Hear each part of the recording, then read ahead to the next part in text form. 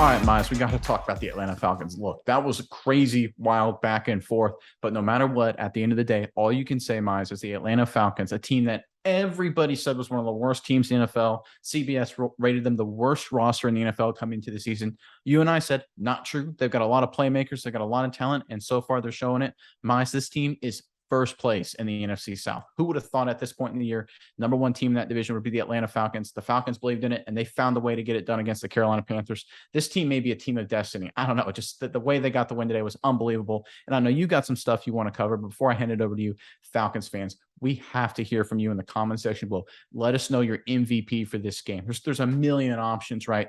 Obviously, some key guys on defense. Lorenzo Carter with that insane defensive play. The running game made a lot of big plays. Marcus Mariota was huge down the stretch. Bird with that last second touchdown. I mean, there's so many guys I can't even name them all. But we want to hear from you. Let us know in the comment section below. Give us your MVP. But Miles, what are your thoughts on this? This is just wild, crazy victory for the Atlanta Falcons.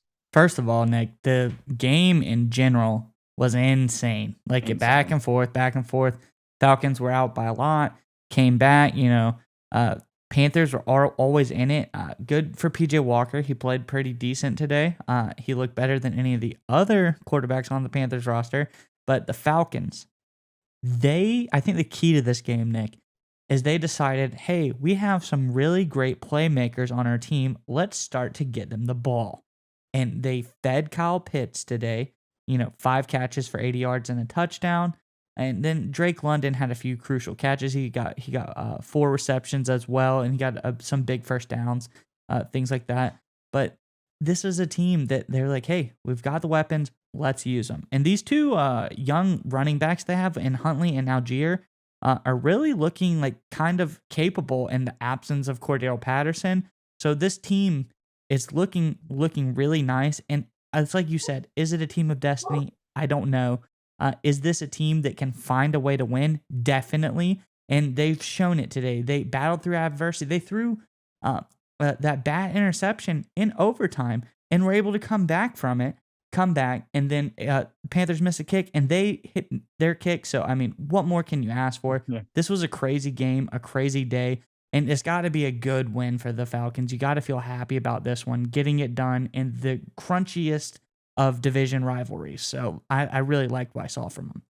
Well, I like it because this is a team that's finding a way to win, and it's one of those cliches in the football world. It's like you got a young team, team kind of going through a rebuild. One of the first steps is finding ways to win games, not lose games. It's a cliche, but I think in this case it really matters because this team has a lot of young playmakers.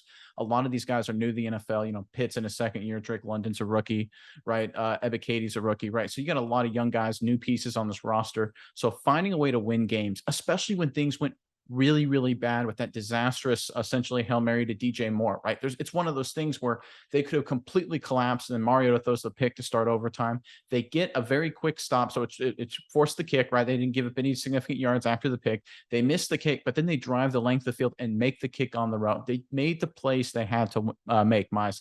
And that's what it comes down to, because in these kind of division games, every team has it once or twice a year. You're involved in some wacky game. Both teams make a lot of mistakes. There's a lot of big plays back and forth. It happens to every single team. And, the last couple of years, the Falcons have lost a lot of these kind of games. Like you look at it week 1 against the Saints, they had that game one that unfortunately slipped away. But now you fast forward to this point in the year, finding a way to overcome their mistakes and make enough plays to win a divisional football game. That's why they're in first place. That's why they're on the upswing. And that's why they've got all these talented players coming in and starting to build some momentum. This team, they have the playmakers, but I think now they're starting to get the confidence. They're getting a little bit of moxie. And look, some people will say like, oh, well, the Panthers missed the kick at overtime to win it. I will say this, the Panthers got the greatest gift and the worst no call in NFL history right before the end of the game. It was clear pass interference on the Carolina Panthers. Should have given the Falcons a chip shot kick to win the game. The ref, for whatever reason, didn't throw the flag. An egregious no call. So I'm going to take that missed kick by the Carolinas, kind of make up for that, because that was a great decision by Mariota.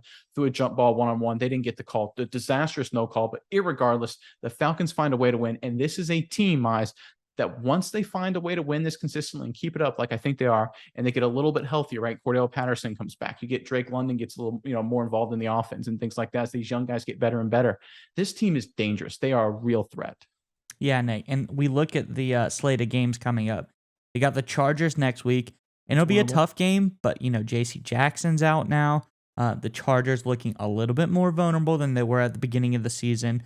So this Falcons team has a chance to put up some points. And can they beat the Chargers in a shootout? I think potentially they can. Then you go to Carolina. That's a great winnable game. You know, it's going to be a tough one. Obviously, you take Carolina at home, but this is the rematch. Maybe you figured a few things out. So there you go. Then you get the Bears. Easy game there. This very winnable game against the Bears, whose defense has been letting up a lot of points lately. You look at the Commanders, another winnable game. So you're 100%. rolling the rest of the schedule, and for the next few weeks, you know, after that, you get Steelers, you get a bye, you get the Saints. So you got like 4 games in a row that'll help this Falcons offense, you know, really start rolling. Then you get healthy, go into the hard part of the schedule.